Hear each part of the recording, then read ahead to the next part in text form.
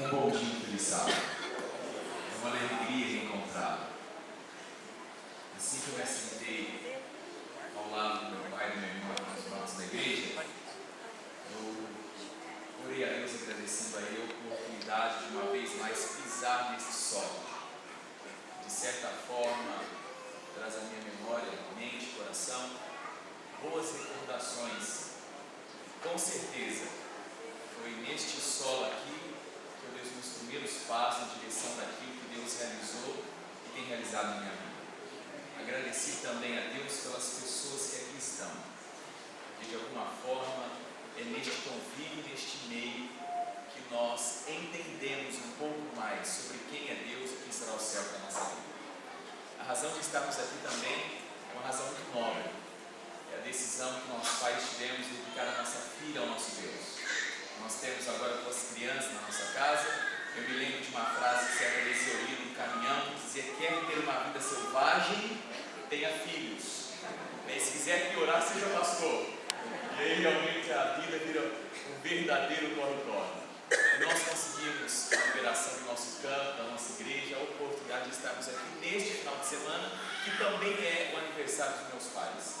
Ontem a minha mãe completou 27 anos e hoje meu pai está completando 28 anos de idade. Isso, né? Pelo menos para nós filhos, né? Pude também encontrar o meu irmão, ele que mora em São Paulo hoje, e tive a alegria também de receber aqui nesta manhã os meus familiares, tios, tias, primos, primas. É uma alegria vê-los aqui. É sempre bom reencontrá-los, mas especialmente neste lugar que de alguma forma representa a nossa segunda casa. Queridos, a Rose, diretora do Ministério Infantil, ela gentilmente nos convidou para estarmos falando nesta data, da qual comemoramos o Dia da Criança. A primeira coisa que eu gostaria de deixar claro para você é que a história de criança do futuro, seja da nação, da sociedade ou da igreja, ela já ficou ultrapassada como ideia. Hoje nós entendemos que as crianças, elas na verdade compreendem o presente mais pleno e profundo de qualquer instituição, seja social, familiar ou religiosa. Então, de alguma forma, é um prazer estar aqui falando também, não às crianças, aos pais. Eu, há algum tempo atrás, tinha na minha mente uma ideia de produzir alguma coisa ligada à vivência dos pais com os filhos. Recebi um convite recentemente para estar falando para os professores de escola sabatina infantis da igreja de Botafogo, e foi então que eu decidi dedicar tempo para reunir aquilo que eu tinha na cabeça através de alguns estudos, e junto com isso, veio a oportunidade de estar falando aqui nesta manhã. 2 coisas que eu gostaria de lembrá-lo. Eu não estou falando de você, eu estou falando para você. Existe uma diferença quando nós falamos de alguém, quando nós falamos para alguém. Então as minhas considerações, elas não estão ligadas a você, elas na verdade são para você. E o uso delas vai depender daquilo que Deus tocar no seu coração, na sua vida nesta manhã. E a segunda coisa, eu vou mostrar de alguma forma um cenário geral, falando do todo, mas obviamente existem as exceções, e quem sabe você seja exceção. Então, se em algum momento eu falar do todo, você se sentindo exceção, não há problema nenhum. É uma leitura geral daquilo que a sociedade hoje tem vivido e compreendido. E antes de ler a Bíblia, de entrarmos no texto sagrado, eu queria convidar você uma vez mais a fechar os seus olhos, curvar a sua fronte para nós falarmos com nosso Deus. Pai querido, é uma imensa alegria estar aqui nesta casa, nesta manhã. De alguma forma, Deus, nós somos reportados, mesmo que em fagulhas e lampejos, aquilo que será o céu. Um encontro com o Senhor, adoração ao Senhor, falarmos do Senhor e com o Senhor, estarmos juntos de todos os seus filhos e filhas que nesta manhã, por algumas razões, e mesmo não havendo razão alguma, decidiram estar aqui. Mas este lugar, Pai, é um recinto sagrado.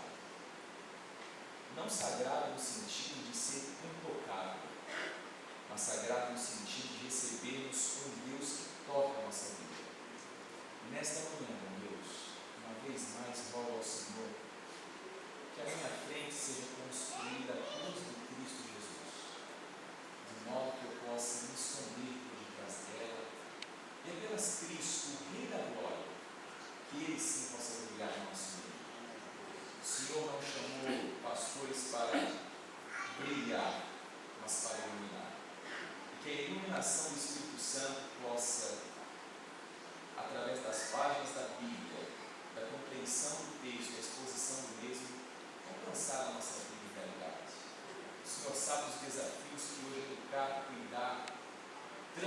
formar crianças. Por isso, tenha misericórdia e nos dê a oportunidade de nos aprimorarmos de acordo com a revelação sagrada. Em nome de Jesus. Amém. Já viram que estavam esquecendo? Pastor Pereira, muito obrigado pela oportunidade. É um prazer estar aqui. O meu pai, semanalmente, ele fala das suas mensagens, Pastor Pereira, sempre positivamente, falando do reflexo delas na vida dele. E por isso que eu tratei com o Senhor de futuramente estarmos juntos na Petrópolis. A nossa igreja está esperando. Nesta manhã também, a nossa igreja recebe aqui a presença do pastor Emanuel. Eu conversei com ele ao fundo, não estou vendo aqui, mas de alguma forma está sentado aqui. Pastor Emanuel, a sua simpatia e a maneira calma e habilidosa com a qual o Senhor nos trata é uma inspiração. É um prazer ver. Me lembro da sua aula de administração eclesiástica na Faculdade de Teologia. Obrigado, pastor. Deus abençoe. Vejo também aqui a família do pastor Daniel, sua esposa, suas filhas, avós, as crianças. Deus abençoe vocês. É uma alegria encontrar. Um casal, o Mateus, a Brenda, são amigos nossos dentro da faculdade. E também o Assílio. Prazer em ter o Assílio. Deus te abençoe. Abra sua Bíblia comigo no livro de Mateus, no capítulo 14. Mateus é o primeiro evangelho dos 4 sinóticos. Alguns comentaristas sugerem que se nós não tivéssemos Mateus no lugar no qual ele está, nós teríamos dificuldades e alguns empecilhos para entendermos o Novo Testamento. O Antigo Testamento ele fala muito sobre promessa, o Novo Testamento fala sobre cumprimento. Só no livro de Mateus, por 20 vezes aparece a palavra cumprimento. É Mateus dizendo que tudo aquilo que esperávamos aconteceu, está se cumprindo, as promessas de Deus, elas não falham. Mateus é o escritor mais extenso entre os 4 dos evangelhos, afinal de contas ele está escrevendo para um público específico, para os judeus. Ele narra com riqueza de detalhes episódios que envolveram Jesus e os seus discípulos. Em Mateus capítulo 14, versos 22 até o 33, nós temos a célebre história de um milagre de Cristo. Diz assim: aliás, se você está sentado ao lado de alguém que está sem Bíblia, gentilmente eu peço a você que coloque, estenda a sua Bíblia ao lado para que todos possam acompanhar através da Bíblia Sagrada, a palavra do Senhor. E diz assim: logo a seguir, compeliu Jesus discípulos a embarcar e passar adiante dele para outro lado, enquanto ele despedia as multidões. E despedidas as multidões, subiu o monte a fim de orar sozinho. E caindo a tarde, já estava ele só. Entretanto, o barco já estava longe, e a muitos estádios da terra, açoitado pelas ondas, porque o vento era contrário. Na 4ª vigília da noite, foi Jesus ter com eles andando sobre o mar. E os discípulos, ao verem-no andando sobre as águas, ficaram aterrados e exclamaram: é um fantasma! E tomados de medo, gritaram. Mas Jesus imediatamente lhes disse: tenham bom ânimo, sou eu, não temais. Respondendo-lhe Pedro, disse: se és tu, Senhor, manda-me ter contigo por sobre as águas. E ele disse: vem. E Pedro, descendo do barco, andou por sobre as águas e foi ter com Jesus. Reparando, porém, na força do vento, teve medo, e começando a submergir, gritou: salva-me, Senhor. E prontamente Jesus, estendendo a mão, tomou-lhe e disse: homem de pequena fé, por que duvidaste? Subindo ambos para o barco, cessou o vento, e os que estavam no barco adoraram, dizendo: verdadeiramente és filho de Deus. Eu gostaria que você me acompanhasse em algumas projeções que nós vamos passar aqui. Não vou pedir para você esquecer o texto e a história, mas para este momento eu preciso que você coloque os seus olhos, a sua atenção para aquilo que nós vamos falar nesta manhã. Deixa eu fazer uma pergunta aqui. Letícia, qual é o carro, nome e modelo do carro de vocês? Nome e modelo, qual é o nome do carro? O nome? Um Fiat Piano. É um Fiat Piano.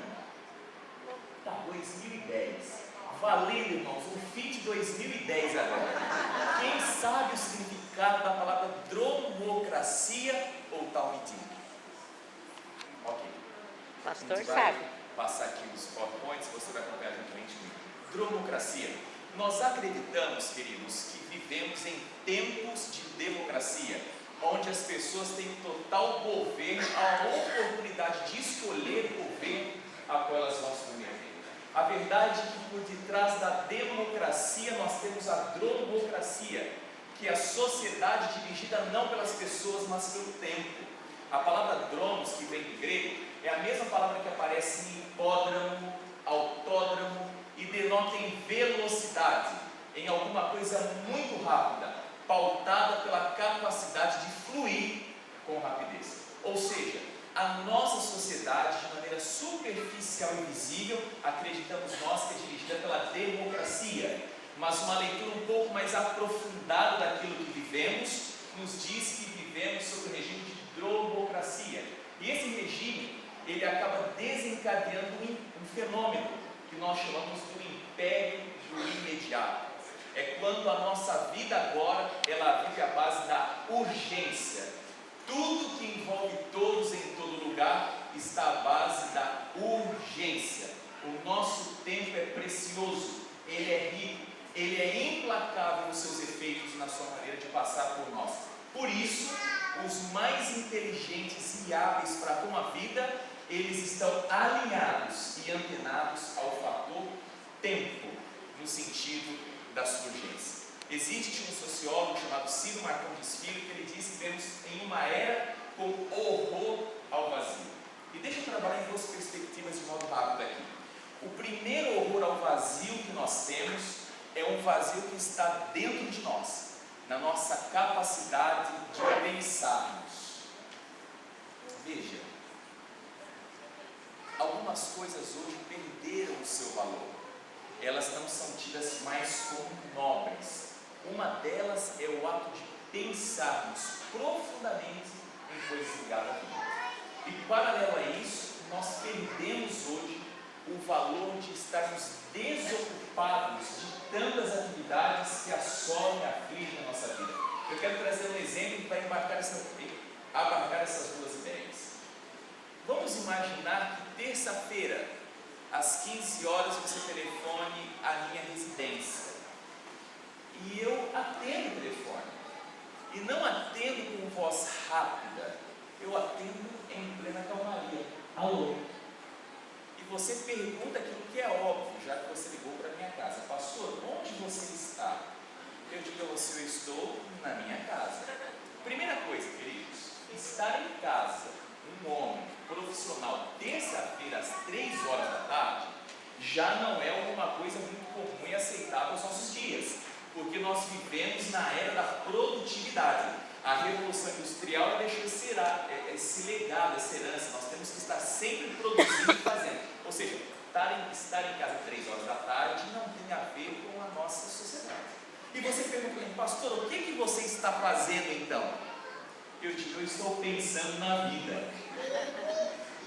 Queridos, não sei se na frente ou no fundo do seu coração, alguma coisa, desculpe o termo, mas sendo bem franco, como vagabundo, vai aparecer por aí. Porque que ser humano, às 3 horas da tarde de um dia de trabalho, está em casa pensando na vida? Agora veja, o reflexo dessa situação a nós está ligado à maneira como a nossa sociedade está se comportando.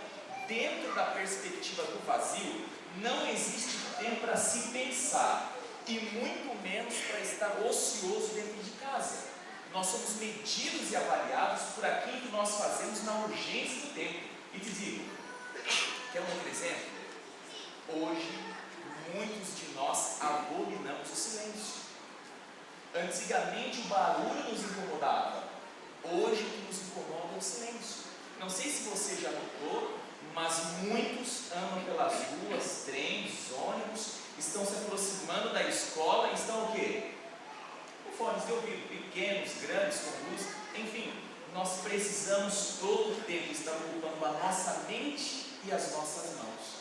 E isso de maneira descontrolada e desenfreada. Nós corremos então de um estado de vazio. E parte disso que eu disse a você está ligado à maneira como a publicidade se porta diante de nós.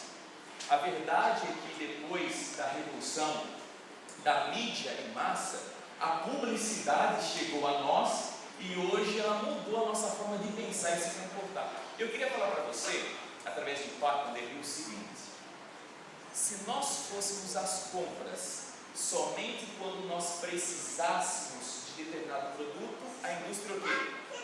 Iria falir, iria quebrar. De certa forma, nós vemos no regime capitalista, são engrenagens que se movem, que nos movem e que nós as movemos, e essas engrenagens, elas são, no sentido capitalista, como um rabo que está moendo o seu próprio rabo. Nós sabemos que isso não é bom, mas nós não conseguimos mais nos libertar desse fenômeno e efeito na nossa vida. Eu queria apresentar a você aqui 3 fases da propaganda que, segundo estudiosos, são responsáveis por esse comportamento na democracia. A primeira fase está aproximadamente na década de 70. E através da televisão, principalmente, nós começamos a receber a mensagem de propaganda que falava sobre a qualidade do produto. Ou seja, você comprava um produto, pagava o preço dele, baseado nas suas qualidades e competências. Mas isso mudou, o cenário se reinventou. Agora as qualidades do produto, elas são oferecidas e emprestadas a você. Ou seja, para que você possa se comportar de modo positivo, com competência, com visão e ser admirado por pessoas, você precisa de tomar os valores agregados ao produto e trazê-los a você. E uma vez mais o cenário se reinventa. Agora as questões do produto não estão ligadas nele, porque veja, até algum tempo atrás, por exemplo, na linha automotiva, nós tínhamos 4 grandes montadoras que dominavam o mercado brasileiro. Hoje você tem montadoras de vários países do mundo.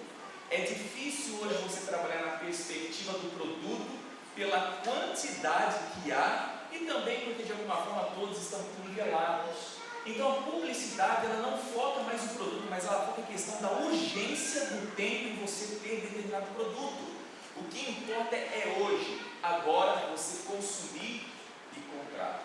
Em 2010 foi feita uma pesquisa sobre 300 comerciais, 300 publicidades ligadas à questão do consumo ou da propaganda, falando sobre o fator tempo como algo decisivo. 72%, como aparece por aí, estava dizendo do prazo de validade da oferta, ou seja, é só até quando? Só nesta segunda, só sexta, sábado e domingo. É só no mês de agosto, ou seja, você tem que comprar porque o prazo ele está com tempo limitado. Depois 51% diz que a promoção é imperdível, ou seja, é imbatível, invencível, por isso você não pode perder.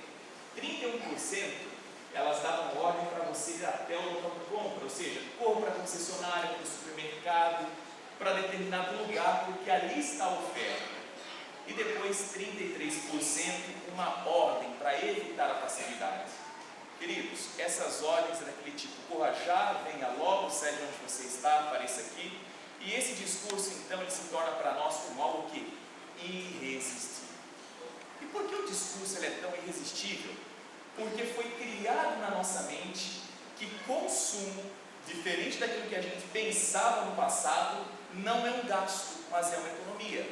E isso tem a ver com a teoria da dissonância cognitiva e do prazer imediato. O que é dissonância cognitiva?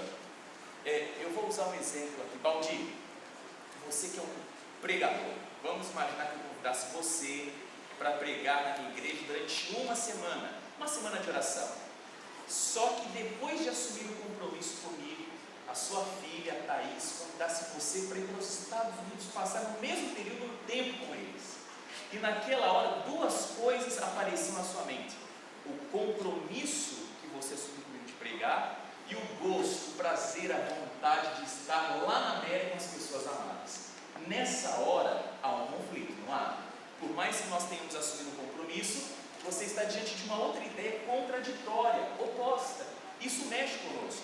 Essa é a teoria da dissonância cognitiva. E detalhe, queridos, cognições, como está aparecendo aí, são valores. Todos nós trazemos nessa vida algum tipo de valor, Seja você religioso ou não, seja você crente ou não, nós temos valores para a vida. E esses valores, eles se apresentam na questão do consumo da seguinte forma. Por exemplo, duas ideias colocadas aí. Diante da perspectiva do consumo, nós não podemos gastar mais o quê? Mais do que a gente ganha. A matemática não vai fechar, ou melhor, até fecha negativamente. Um outro valor que nós temos, nós não precisamos comprar além daquilo que a gente tem. Precisa ou tem. São valores que estão na nossa natureza, na nossa cultura, dentro de nós. E esses valores, eles acabam gerando medo, arrependimento, culpa, que freia o consumo. E amados, um outro detalhe. Nós, segundo Eduardo Janete, nós preferimos um prazer imediato do que o quê? No futuro. Nós preferimos um prazer imediato do que um prazer no futuro. E tendo isso em mente, a publicidade, ela tenta dar um drible no consumidor. Como que ela faz isso? Através dessa equação. Ela diz assim, ó. Promoção é igual ao quê?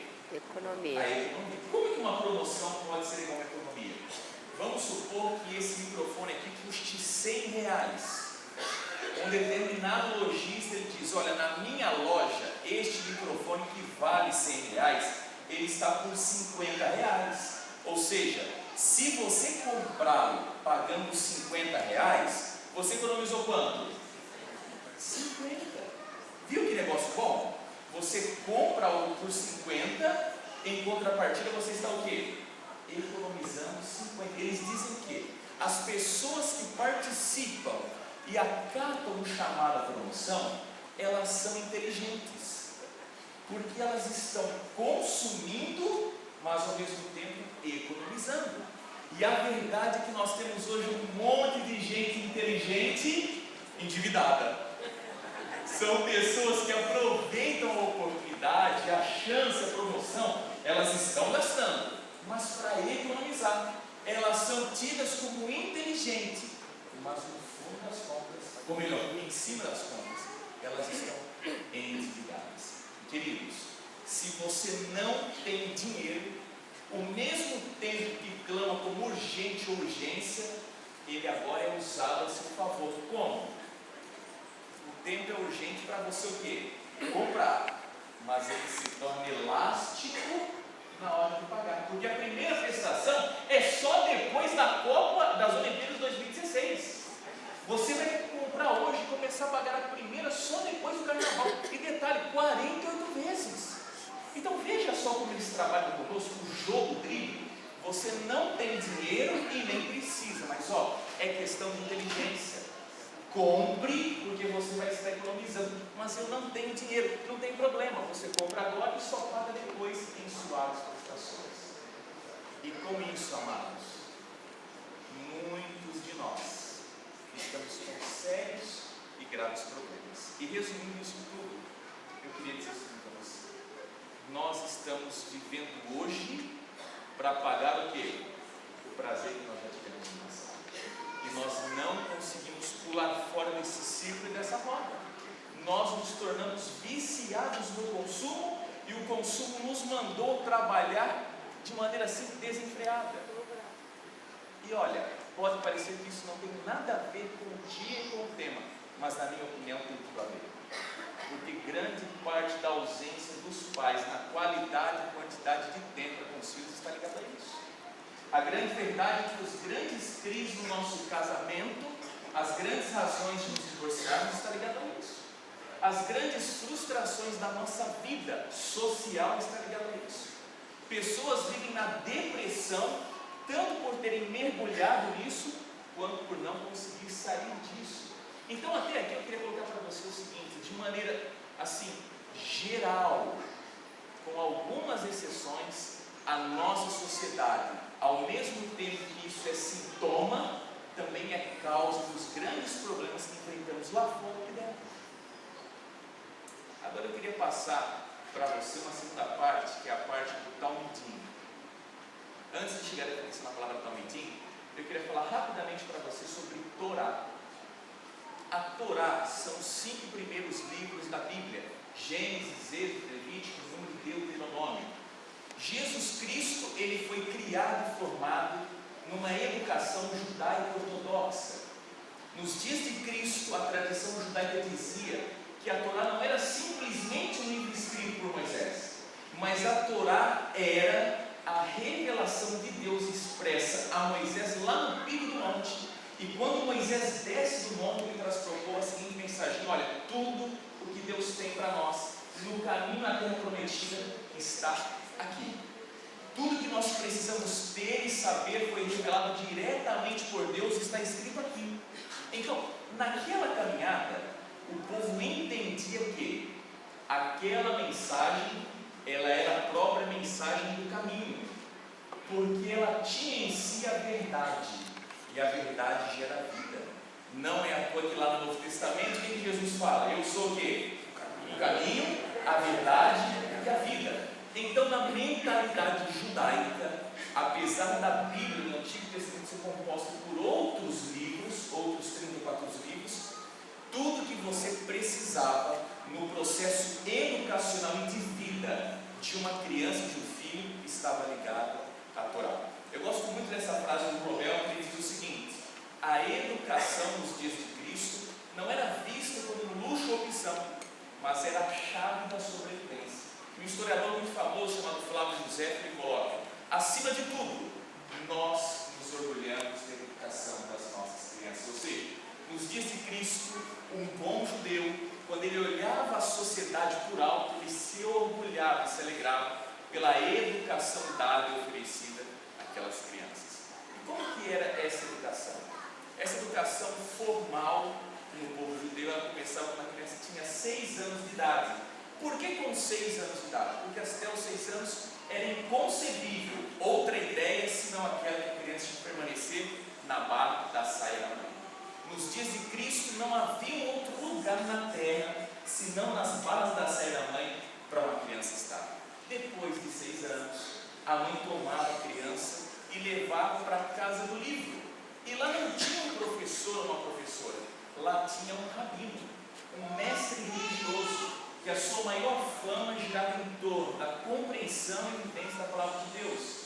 E essa criança, dos 6 aos 10 anos, ela tinha só uma responsabilidade na vida: decorar os 5 primeiros livros da Bíblia. Mateus, qual que é o ano e modelo do seu carro? Cobalt. Valendo um Cobalt 2003 agora, irmãos. Quem sabe aqui os 5 primeiros livros da Bíblia decora? A última vez que eu perguntei, alguém levantou a mão. Falei, pode falar Gênesis, Êxodo, Levítico, Número de Deuteronômio. Queridos, a criança, quando chegava aos 10 anos, não algumas, não a maioria, todas elas decoravam o Antigo Testamento e conseguiam aos 10 anos recitar. Como que isso era feito? O rabino, ele tinha uma técnica genial. Ele tinha um pote cheio de mel. Posso contextualizar? Ele tinha um pote cheio de chocolate da Cacau Show. E ele enfiava a sua mão ali e levantava o chocolate o quê? Escorria. E a criança via aquilo como o mais prazeroso possível. O detalhe é que o mel é saudável, o chocolate não. E ele dizia, olha, se você decorar a determinada porção ao final, você vai recitar e eu vou te dar desse mel. E a criança decorava, recitava, em perfeita condição. Ele vinha, chamava a criança, ela abria a boca para o alto, e ele com as suas mãos derramava mel na boca da criança. E ele dizia com isso 2 verdades. Primeira delas: parabéns, valeu o teu esforço e empenho. Segundo, a Bíblia é exatamente isso. É isso que ela causa e faz na nossa vida. Ela é gostosa, ela é prazerosa, ela nos constrói. Existe valor em vivermos as mensagens bíblicas. Só que depois dos 10 anos,